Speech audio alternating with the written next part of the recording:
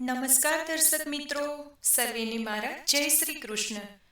2 દાયકા પહેલાની વાત છે.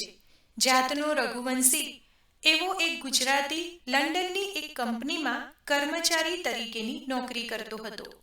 એમને વીરપુરના જલારામ બાપા પર ખૂબ જ આસ્થા હતી અને એટલે જ પોતાની ઓફિસમાં જલારામ બાપાનો ફોટો રાખતો હતો અને દરરોજ સવારે ભક્તિભાવપૂર્વક વંદન કરીને અગરબત્તી કરતો. ગુજરાતીઓની આ એક અતિ સુંદર ખાસિયત છે કે તેઓ દુનિયાના કોઈ પણ ખૂણે કેમ ના હોય પણ પોતાના ધર્મનો દીપક કદી બુઝવા દેતા નથી. આધુનિક યુગની ટેકનોલોજીથી તે સુપેરે પરિચિત હોય છતાં પણ પોતાની ગરવી અસ્મિતાને વિસરવા દેતા નથી. અને એમાંય પાછી આ તો વીરપુરના જલિયાણ જોગી પરની આસ્થા. પોતાની પત્ની પૂરા હોશો હવાસમાં બીજાના હાથમાં પ્રેમથી આપી દે એ માત્ર જલારામ જ હોઈ શકે, અન્ય કોઈનું ગજું નથી. આમાં ગુજરાતી પોતાની ઓફિસમાં દરરોજ સવારમાં જલારામ બાપાની પૂજા કરીને કામની શરૂઆત કરતો. આ વાતથી તેની કંપનીનો અંગ્રેજ મેનેજર ઘણીવાર હસી મજાક ઉડાવતો. યુ ઇન્ડિયન્સ આર સચ અ સ્ટુપિડ મેન. તું આ વૃદ્ધની પ્રાર્થના કરે છે, કોણ છે તે? ત્યારે પેલો ગુજરાતી માણસ કહે છે કે આ અમારા ગોડ છે, જલારામ બાપા. ગુજરાતી આવી રીતે જવાબ આપતો ત્યારે પેલો અંગ્રેજ પૂછે છે કે શું તારા જલારામ બાપા તને હેલ્પ કરે છે? પેલા ભાઈ હા પાડે એટલે ગોરો ખડખડાટ હસી પડે. તેને આ ગુજરાતીની આસ્થાની રમૂજ થતી. આમ ચાલ્યા કરતું. એવામાં વિશ્વ આખું મહામંદીના સપાટામાં આવ્યું. અમેરિકા તો આખું આ મંદીમાં સપડાઈ ગયું તેમ કહો તો પણ ચાલે. આ મંદીની અસર યુરોપમાં પણ થઈ. લાખો લોકો બેરોજગાર બન્યા. મોટી મોટી કંપનીઓના બારણા ધડાધડ બંધ થવા લાગ્યા. ઇંગ્લેન્ડમાં પણ આ મંદીનું મોજું પસાર થયું.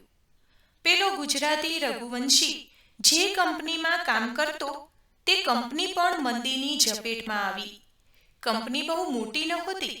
તેના શેર ધૂળ ખાતા થઈ ગયા. કોઈ શેર હોલ્ડર ન મળ્યા. કંપનીને તાળા લગાડવાનો વખત આવ્યો. એવામાં એક દિવસ પેલો મેનેજર ડૂબતો તણખલું ઝાલે એ ન્યાયે ગુજરાતીની ઓફિસમાં આવ્યો.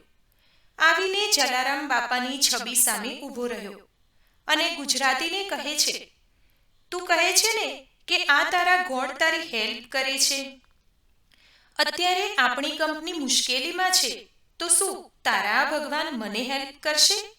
હા સર, શ્રદ્ધા ભક્તિપૂર્વક એની ભક્તિ કરો ને તો એને કૃપાને કોઈ સરહદોના સીમાડા નડતા નથી.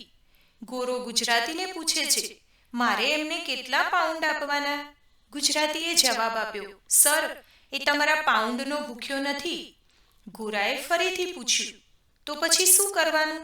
ગુજરાતીએ કહ્યું, એ માટે તમારે વીરપુર જવું પડે અને જલારામ બાપાના મંદિરમાં શ્રીફળ અને અગરબત્તી ધરવાના. એનાથી વધારે કશાયની એમને જરૂર નથી. ઓહો!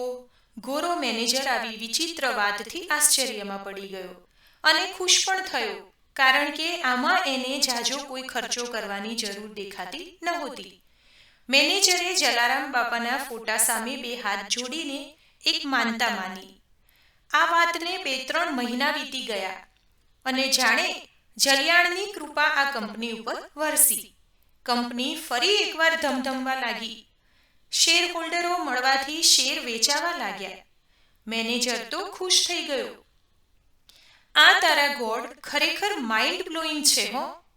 એમને પ્રેયર કરવાથી આપણી કંપની ફરીથી દોડવા લાગી.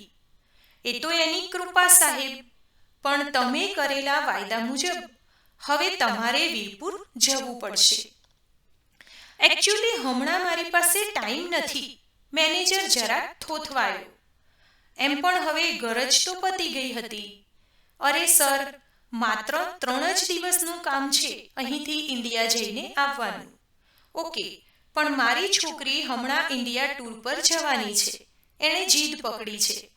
મારી દીકરીને આ ભગવાનના ટેમ્પલ પર જવાનું કહી દઉં તો ચાલે? હા, ચાલે ને. મેનેજરે પોતાની 20 વર્ષની જુવાન દીકરીને વાત કરી, તું ઇન્ડિયા જાય છે તો ભલે, પણ પહેલા તારે વીરપુર જઈ જલારામ બાપાના મંદિરે શ્રીફળ અને અગરબત્તી ધરવાના છે. પેલી છોકરીને કોઈ વાંધો નહોતો. ફ્લાઇટમાં તે મુંબઈ આવી. બપોર પછી મુંબઈથી રાજકોટની ફ્લાઇટ પકડી. તે રાજકોટ પહોંચી ત્યારે સાંજ પડી ચૂકી હતી. છોકરીએ રાજકોટથી વીરપુર જવા માટે વેરાવળ સોમનાથની વીરપુર થઈને જતી બસ પકડી. સતત મુસાફરી કરવાને કારણે આ છોકરી સખત થાકી ગઈ હતી. જેવી બસ ચાલવા લાગી, આ છોકરીને તરત જ ઊંઘ આવી ગઈ અને વીરપુર ઉતરવાનું ચૂકાઈ ગયું. બસ પહોંચી ગઈ વેરાવળ. અડધી રાતના સમયે આ જુવાન છોકરી વેરાવળના બસ સ્ટેન્ડમાં આંટા મારવા લાગી. તેને અંદાજો તો આવી ગયેલો કે પોતાને ઉતરવાનું હતું તે સ્ટેશન પાછળ રહી ગયું છે. બસ સ્ટેન્ડમાં આ છોકરીએ એક યુવાનને પૂછ્યું, I want to go Virpur at Jalaram temple. યુવાન સમજી ગયો. તેણે યુવતીને કહ્યું કે તમે બહુ આગળ આવતા રહ્યા છો. ફરીથી આ છોકરીને વીરપુર જતી રાજકોટની બસ પકડવા કહ્યું. છોકરી ફરીથી ભાગતી ભાગતી બસ પકડીને બસમાં બેઠી. વહેલી સવારના 4 વાગે બસ વીરપુર સ્ટેશન પર થોડી વાર માટે ઊભી. છોકરી બસમાંથી ઉતરી. વીરપુરનું બસ સ્ટેશન ગામની બહાર હોવાથી અત્યારે બધું એકદમ શાંત હતું. પેલી છોકરી અજાણી જગ્યાએ આવું ખાલી ખાલી બસ સ્ટેન્ડ જોઈને ગભરાવા લાગી. ચારે બાજુ નીરવ શાંતિ હતી. એવામાં તેની નજર એક રિક્ષાવાળા પર પડી. થોડે દૂર તે ઊભો હતો. છોકરી તેની પાસે આવીને કહે છે, I want to go Jalaram temple. રિક્ષાવાળો મવાલી જેવો જણાતો હતો. તેની આંખો જોતા જ જણાઈ આવે કે તેનામાં લુચ્ચાઈ ભરેલી હતી. ઇંગ્લિશમાં બોલાયેલા વાક્યને તે પૂરું તો ન સમજી શક્યો, પણ એટલી ખબર ચોક્કસ પડી કે આ છોકરી જલારામ મંદિરે જવા માંગે છે. તેણે છોકરી સામે નજર કરી. તેનો રૂપાળો ગોરો ચહેરો અને હાથમાં રહેલો સામાન જોયો. રિક્ષાવાળાને તરત જ ખબર પડી ગઈ. તેને લાગ્યું કે આ છોકરી વિદેશી છે, એટલે તેના પેટમાં પણ પાપ જાગ્યું. આ સુમસામ, અંધકાર અને એકલી અજાણી યુવતી, એને શું ખબર પડશે કે હું તેને ક્યાં લઈ જાઉં છું? આ ભાઈએ પેલી છોકરીને રિક્ષામાં બેસવાનું કહ્યું. મવાલીના પેટમાં જાગેલા પાપથી આ અજાણી યુવતી રિક્ષામાં બેસવા જાય છે. બરાબર એ જ વખતે પાછળથી આ છોકરીનો હાથ કોઈકે ઝાલ્યો. યુવતી તો ચમકી ગઈ. તેણે પાછળ જોયું તો માથે સફેદ દૂધ જેવી પાઘડી, અંગે કેડિયું અને ધોતી, હાથમાં લાકડી રાખેલા એક વૃદ્ધ ડોસા તેને ઈશારાથી રિક્ષામાં ન બેસવા માટે સમજાવી રહ્યા હતા. છોકરીને તે કોઈ અદ્ભુત દેવતાઈ પુરુષ લાગ્યા. કોણ જાણે કેમ, પણ તેને લાગ્યું કે આ વૃદ્ધમાંથી કોઈ દિવ્ય તેજનો પ્રકાશ ફેલાઈ રહ્યો છે. છોકરી તેમનો ઈશારો સમજી ગઈ. તેણે પેલા મવાલીને જાકારો આપ્યો અને પેલા વૃદ્ધે તેનો હાથ પકડ્યો. છોકરી તેમની પાછળ પાછળ ચાલવા લાગી. સતત સીતારામ સીતારામનું રટણ કરતા કરતા આ વૃદ્ધ એક જ ગતિથી ધીમે ધીમે છોકરીને દોરીને ચાલતા જતા હતા. તેમની ચાલમાં અપૂર્વ લયનો અનુભવ યુવતીને થતો હતો. લગભગ 15 મિનિટનો સમય કાપ્યા બાદ જલારામ મંદિરે તેઓ આવી પહોંચ્યા. પેલા વૃદ્ધે મંદિર તરફ ઈશારો કરીને આંગળી ચીંધી. છોકરી સમજી ગઈ કે તે મંદિરના પરિસરમાં પહોંચી ગઈ છે. હવે તેને કોઈ વાતનો ભય નહોતો. અંદર તેને રહેવાની અને નાવાની બધી વ્યવસ્થા મંદિરના કાર્યકરોએ કરી આપી. સવારના પહોરમાં આરતી વખતે આ યુવતી તૈયાર થઈ. એક થાળીમાં શ્રીફળ, કંકુ, ચોખા અને અગરબત્તી લઈને તે બધા જ ભાવિ ભક્તોની જેમ લાઈનમાં દર્શન કરવા માટે ઊભી રહી ગઈ.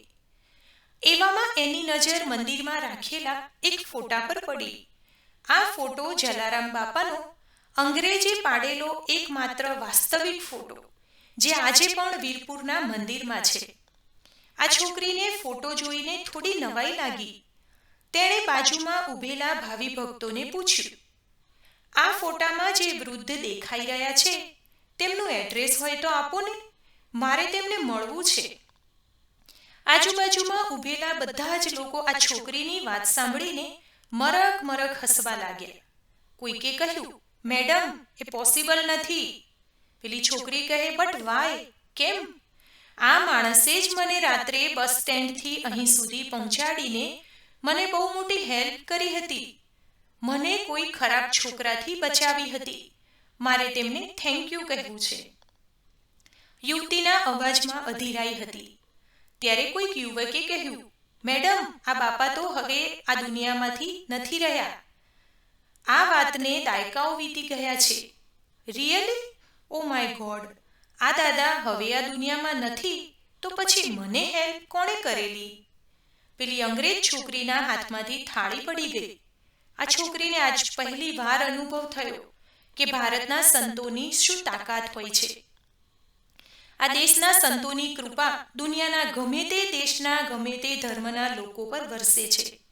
આ સૃષ્ટિને, આ સંસારને છોડ્યા પછી પણ માનવતાનો દીપક અખંડ રાખવાની તાકાત આ દેશના, આ જન્મભૂમિના જોગીઓમાં છે.